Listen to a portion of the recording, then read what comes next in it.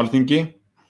Í dag ætlum við Þórdís Kolbrún Reykfjörð Gylfadóttir, nýsköpunar, ferðamála og iðnaðarráðherra að fjalla tungskot eða sem sagt tækifærin sem við höfum Íslendingar til að setja af stað bara hérna verkefni og svona bara atburði sem eru á starfi tungskot og við höfum verið með þau. Og Þórdís hefur verið að fjalla þetta núna undanfarið eftir að við gerðum okkar fyrstu orkustefnu Íslendingar að frumkvæði Þórdísar. Þannig að velkomin í þáttinn, Þórdís. Takk. Segðu okkur aðeins frá tungskotunum eða þessu verkefni eða svona þessari sýn sem að þið eru að koma með fram núna. Já, við settum af stað þessa vinnu við orkustefnu og þar kom þverpólitískur hópur og með fulltrúum frá ráðuneytum ákveðnum sömuleiðis. Og okkur tókst, eða hópnum tókst, að skila af sér að mínu viti mjög öflugri sýn fyrir Ísland og orkustefnu til ársins 2050. Og þetta höfum við nú aldrei áður gert og við höfum aldrei klárað þá vinnu að gera orkustefnu fyrir Ísland. Og þessi hópur á miklar þakkir skildar og lagði mikið á sig og þetta eru auðvitað málefni sem að hluta til við höfum verið að rífast í áratugi og munum örugglega alveg áfram gera, en þarna tókst þessu góða fólki að horfa kannski meira á það sem sameinar og skrifa út sameiginlega sýn fyrir okkur sem samfélag til ársins 2050. Og það er ekki þar með sagt að við séum hætt að rífast. Ég meina orkustefnan segir ekki hvar á að virkja og hvar ekki. Hún segir ekki við ætlum að virkja 700 megavatt í viðbót eða 100. En það eru þarna svona grundvallar atriði sem við erum þá núna búin að taka ákvörðun að fara þangað og ná settum markmiðum. Og það er allt frá því að grípa þessi stóru tækifæri, nýta raforkuna með sjálfbærum hætti, að þessi liti til þessara sjálfbæru þátta, bæði þá efnahagslegu þátta, samfélagslegu þátta, umhverfislegu þátta. Þarna er ákvörðun að innviðirnir þurfa að vera nægilega sterkir fyrir landsmenn alla, að landsmenn allir hafi aðgang að raforku og afhendingar öryggi sé tryggt, að flutningslínur séu nægilega öflugar, að við ætlum að fara í meiri háttar þróun á hvort sem það rafeldsneyti eða hvað en annað sem er þarna í boði og þetta svona 12 meginmarkmið sem allir sem að orkumálum komaði þyrftu bara hafa einhvern veginn hengt upp á vegg hjá sér. Það sem að við vorum síðan að fjalla í gær á fundi með Landsvirkjun og það sem ég skrifaði í Morgunblaðið sunnudaginn síðastliðinn og mér finnst svona við eiga að setja á dagskrá og sérstaklega Sjálfstæðisflokkurinn sem stjórnmálaflokkur, að það er að í orkustefnu segir að við ætlum að vera óháð jarðefnaeldsneyti árið 2050. Það er tungskot að segja það, taka ákvörðun það. Mér finnst skipta miklu máli að við séum í raun að segja að við ætlum fyrst allra landa að vera óháð jarðefnaeldsneyti. Vegna þess að við vitum auðvitað ekki hvenær það er raunhæft. Tækninni fleygir þannig fram að við vitum ekki hvort 2050 verður relevant ártal eða ekki. Og það eru auðvitað háð alls konar ytri aðstæðum hvort og hvenær okkur tekst það.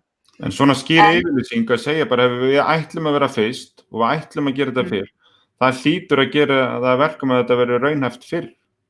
Algjörlega, og ég segi að við eigum að tala svona skýrt vegna þess að það er segull, það varpar ljósi á Ísland.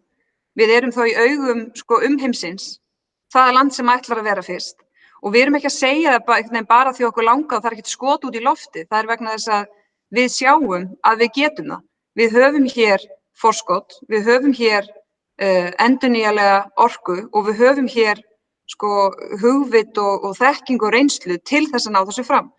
Og það sem að við höfum líka ekki er til að mynda miklir og sterkir hagsmunir eins og til dæmis, ég leyfi mér nú bara að segja að Norðmenn hafa þetta með sínar olíu framleiðslu sem eru auðvitað miklu erfiðara fyrir svoleiðis land að taka þá bara auðlind út fyrir svig og segja að við ætlum að hætta.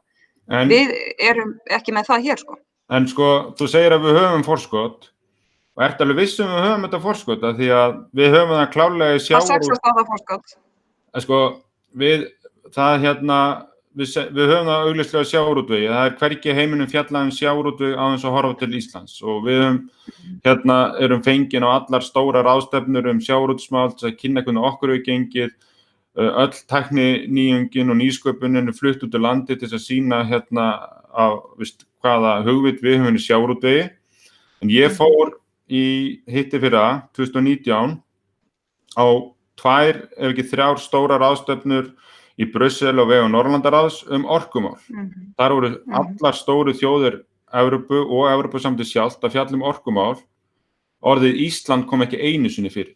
Og allar þessar þjóðir voru að tala það hvernig þau ætluðu að finna lausnina í endurnýjanlegri orku, í umhverfisvænni orku og í að spara rafmagni, stýra því betur orkunotkuninni og þau ætluðu að vera rík á því sjálf. Ísland var ekki til. Þetta er nefnilega hárrétt og það auðvitað hættulegt að gefa sig það að á grundvelli okkar sögu að þá sé það forskot bara einhvern veginn sjálfgefið.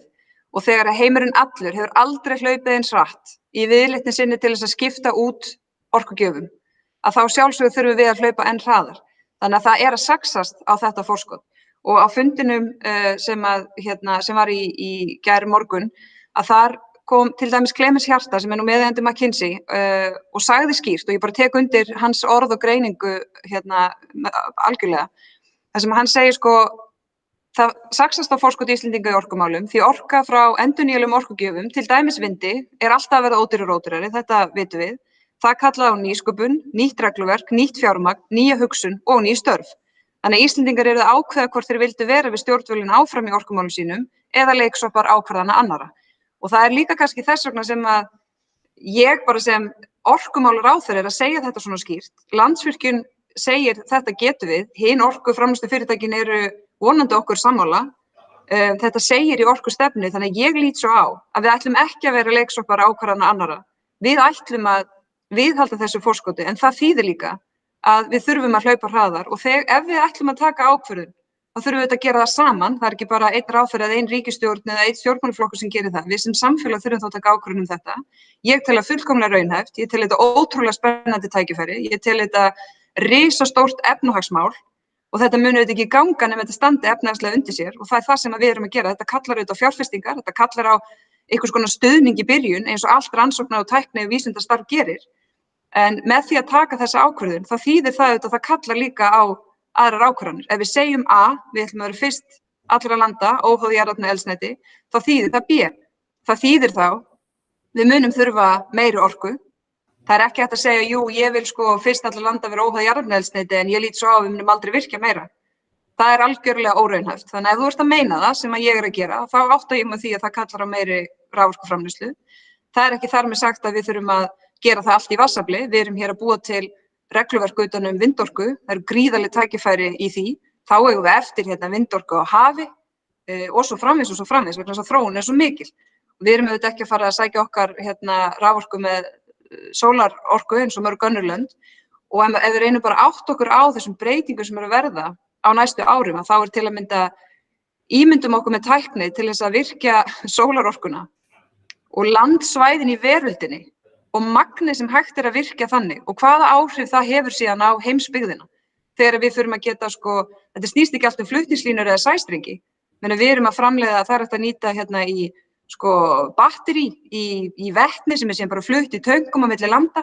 Þannig að heimurinn allur að fara að breytast og það sem ég bara að segja, mér finnst galið ef við ætlum ekki að vera leiðandi þarna. Það kallar á ákvörðun að vera það og það þýðir þá líka að við þurfum að hafa kjark, bæði sýnina en líka kjarkinn til þess að fylgja því eftir. Og fyrir mér þetta algjörlega í takt við þá ásýn sem landið hefur, þá þær stefnur sem við höfum sett fram. Við eigum allt undir í útflutningi Ísland og þetta brjálað tækifæri til þess að auka lífsgæði, gera heiminn betri og taka til eftir okkur og mér finnst þetta bara svo spennandi framtíðarsýn að ég vil að við séum að reyna að setja þetta svolítið rækilega á dagskrá og fáum þetta umræðu. Ég veit að þetta verður umdeilt og ég tala tunglskot vegna þess að hitaveituvæðingin á sínum tíma var tunglskot. Það voru framsýnir frumkvöðlar sem börðust með kjaft og klóm í langan tíma til þess að gera það að veruleika. Þar voru heilmiklar efasemdarraddir. Þar var ekki bara eitt skjal sem sagði, heyrðu, þetta augljóst, við munum ekki tapa á þessu, þetta mun ganga upp, þú ert að taka áhættu og þetta verður umdeilt. Það veit enginn bakka tilbaka. Það myndi enginn vilja bakka tilbaka. Nákvæmlega, enginn myndi vilja bakka tilbaka. En þú komst aðeins inn á þetta, taka til aðeins eftir okkur og aðra og sko, við tölum náttúrulega mest efnahagslegu tækifærin, lífsgæðin okkar í að nýta auðlindirnar okkar eitthvað svoleiðis, en þetta ekki líka svolítið ábyrgð okkar sem svona ríkt forréttinda Vesturland sko, að við þurfum að taka ábyrgð á að bæta umhverfismál heimsins sko. Við getum ekki bara að hugsa okkur sjálf og með því að vera leiðandi að útrýma jarðefnaeldsneytinu, bæta þannig loftgæði og gera það sem við getum. Þetta ekki bara ábyrgðarhluti líka sko? Í mínum huga það og ég sé bara fyrir mér að eins og ég segi þú veist, að við getum verið einhvers konar segull. Við getum verið segull við getum verið segull á sko hugvit, við getum verið segull á fjármagn, við getum verið staður svæði þar sem að þetta allt þróað. Ég meina auðvitað, þú veist, ef ég spurð, heyrðu, ætlar þú bara að treysta því að hér verður hægt að fljúga á einhverju rafeldsneyti eftir 25 ár? Ég segi bara, það ekki undir mér komið hvort það verði hægt. Ég hef trú á að verði hægt og ég bara að segja, ef það hægt, þá vil ég að við séum að taka þátt í því.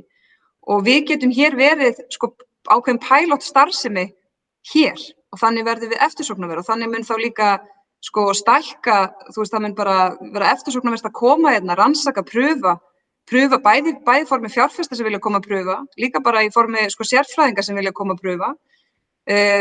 Og þegar við horfum til dæmis bara útflutning á íslensku hugviti, þá erum við til að mynda með okkar sko þekking og reynslu fólk hér sem bara víða heim að gera heiminn betri þar.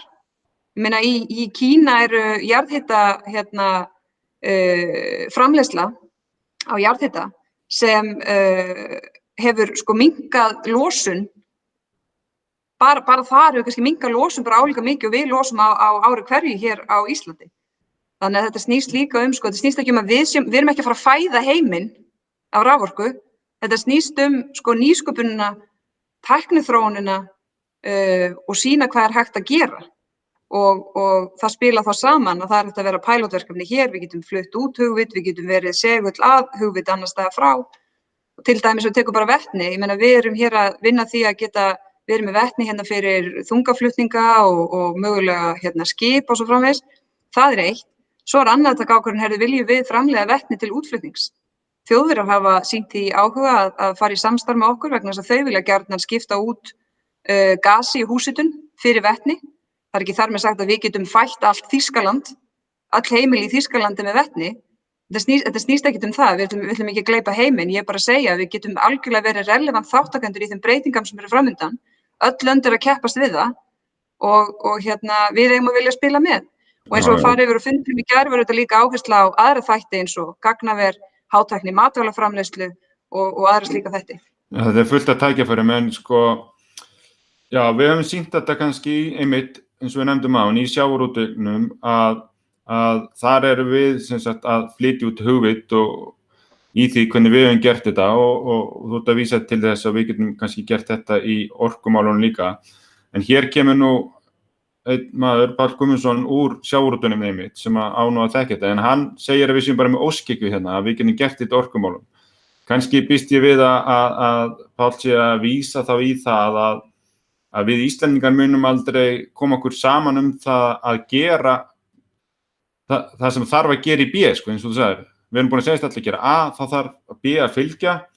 Ég svona býst við það að hann heldur að við munum aldrei geta ná sátt það sem þarf að gera. Við erum komið með það stranga reglur í umhverfismálunum hér og náttúruverndinni að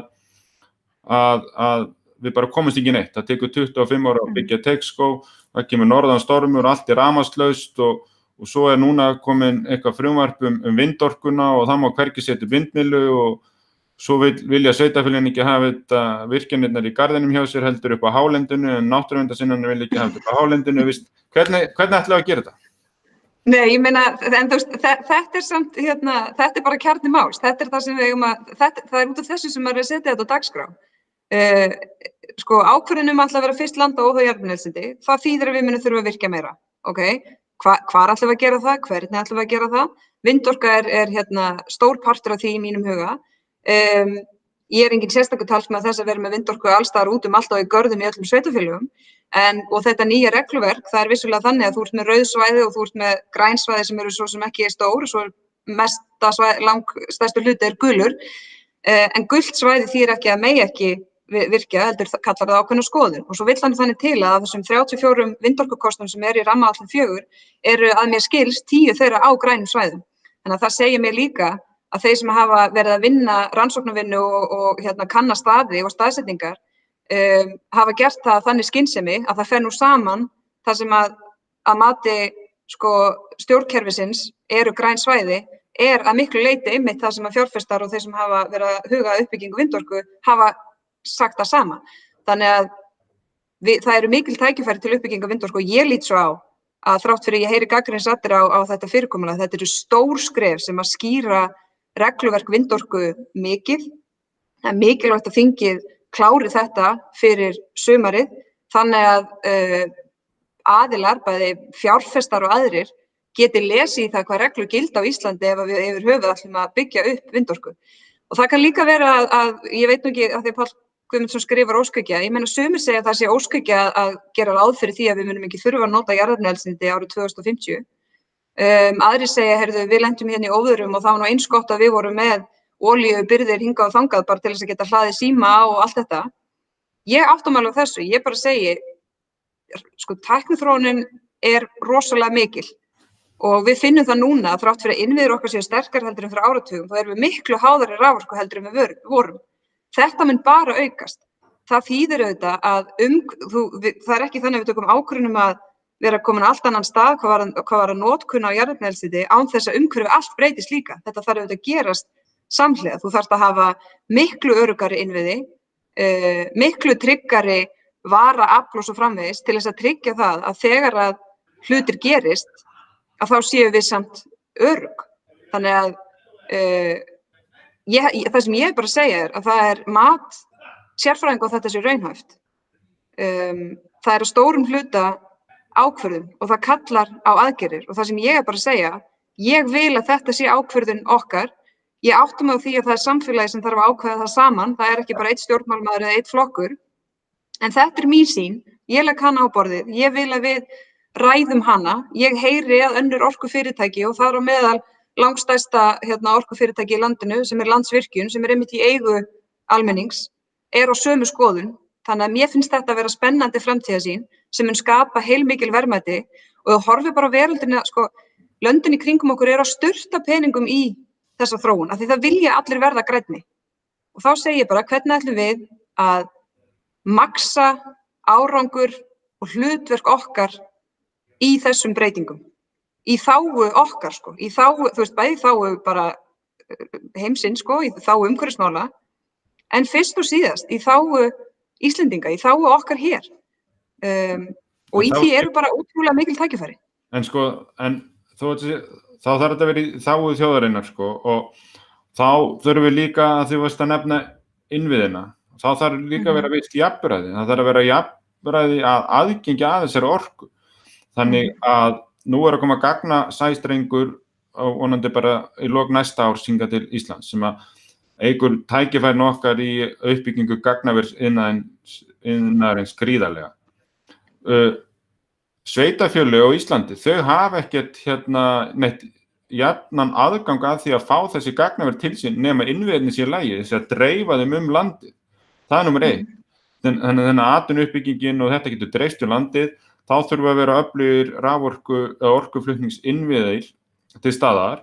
Svo líka eins og komast inn á áðan, það er líka jafnræði að ef það kemur eitthvað upp á, að þú sért á með trygga orku, þú sért ekki bara rafmagnslaus að því að þú býrð einhverstaðar fjarri þéttbýlinu, en þú býrð samt þar sem orkan er búin til, og borgar ennþá miklu meira fyrir það að fá hana til þín orkunni sem við hliðina þeir. En þetta við, núna frá með áramótum við að jafna þennan dreifikostnað raforku 85% og frá með 1. september við að jafna hana að fullu, sem nú bara sjálfgefið sanngirnismál sem að við erum loks að klára. En það alveg hárrétt hjá þér og þess vegna í orkustefnu sem betur fer í raun sko tekið mjög skýrt fram þetta jafnræði, þetta jafna aðgengi landsmanna allra að þessum gæðum og að þessum innviðum og þetta náttúrulega bara æðakerfi samfélagsins okkar. Og við höfum svo sannarlega verk að vinna þar. Það er alveg klárt, hvort sem það í jarðstrengjavæðingu í dreifikerfinu, uppbyggingu í flutningskerfinu, breytingar bara á mögulega tekjumódeli. Ég meina við erum náttúrulega með kerfi sem að miða svolítið að því að þú sért ýmist með pingulítið iðnaðarfyrirtæki eða steypuskála.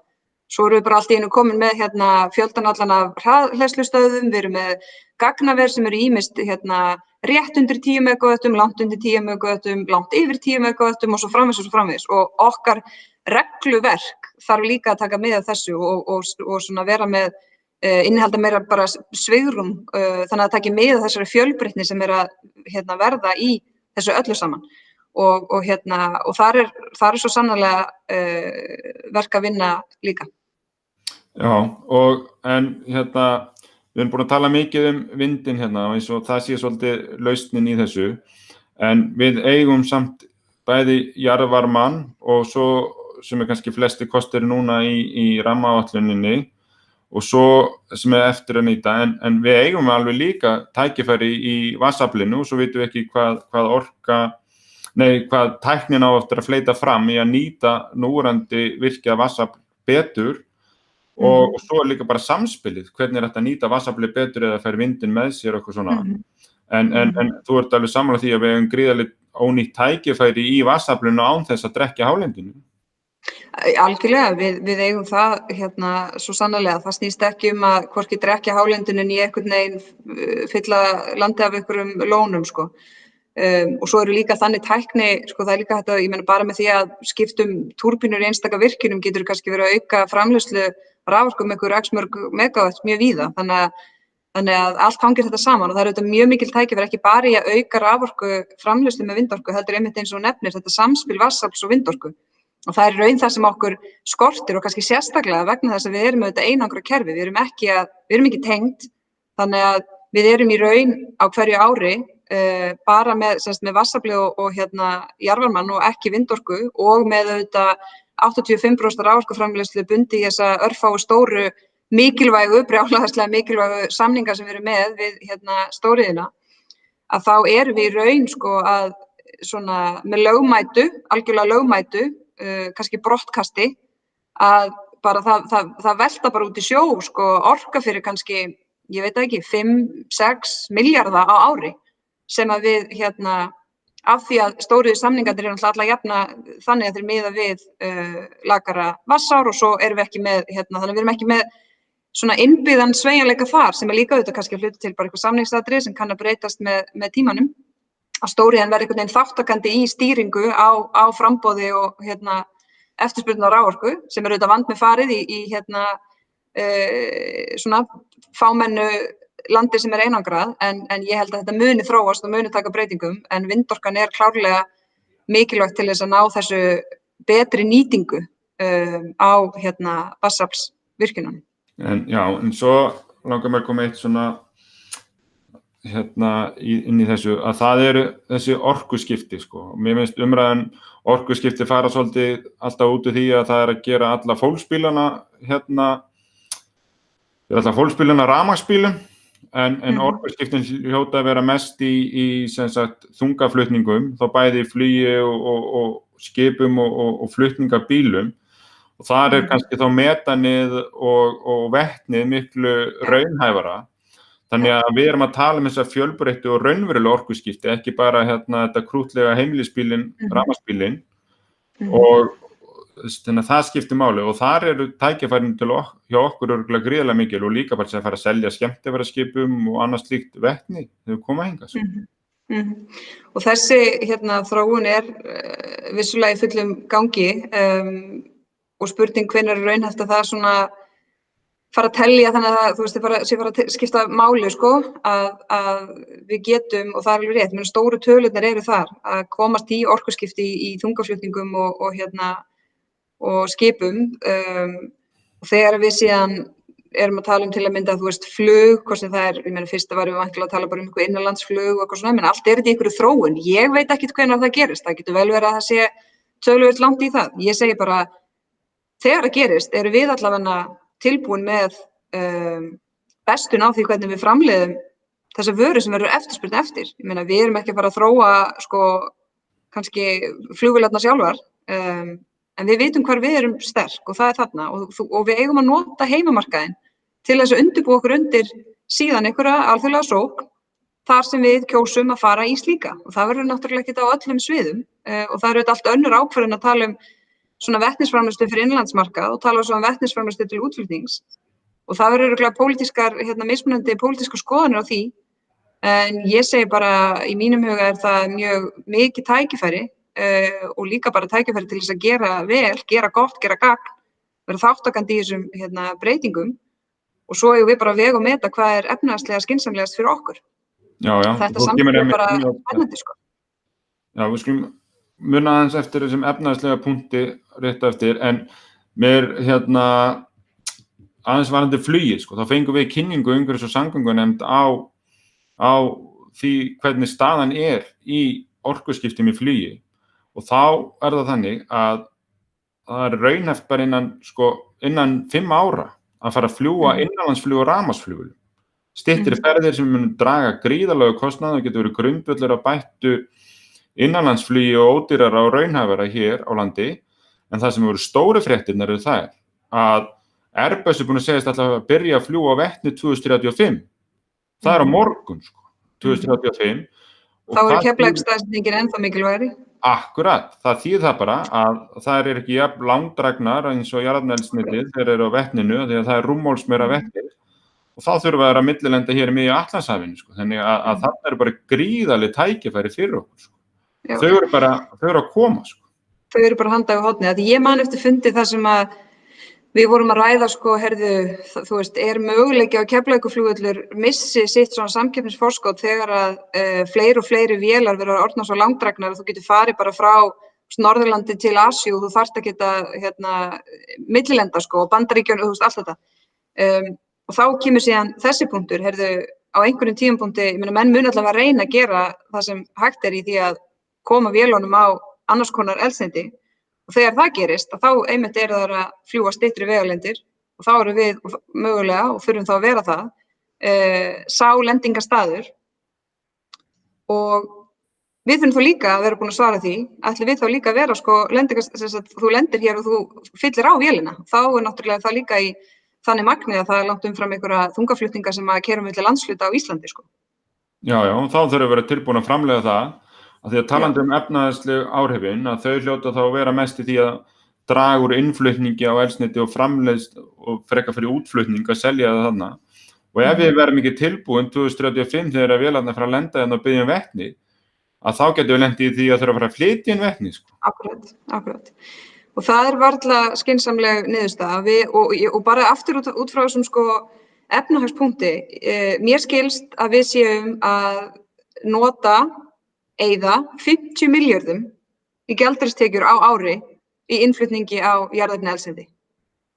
Þannig að bara það að losna við það og geta nota peningin í eitthvað annað nú bara mjög jákvætt, sko. Fyrir utan síðan allar útflutningspælingar og afleidd áhrif og það að við séum einhvern veginn í ykkur svona spotlighti að við séum búin að taka ákvörðun og við höfum alla burði. Við höfum burði, innviði, hugvit, þekkingu, reynslu, sögu til þess að gera þetta. Að þá bara það að við séum að eyða 50 milljörðum í að flytja inn jarðefnaeldsneyti nú bara ágætis punktur til þess að bara hætta því að við getum það, sko. Og ég bara segja að við getum það. Þú veist, það er verkefni, það gerist ekkert að sjálfu sér, en allt sem þess, þú veist, allt sem skiptir ykkur máli, þú veist, það stór ákvörðun, sko, og ég bara sannfærð að þetta sé góð framtíðarsýn fyrir Ísland og fyrir...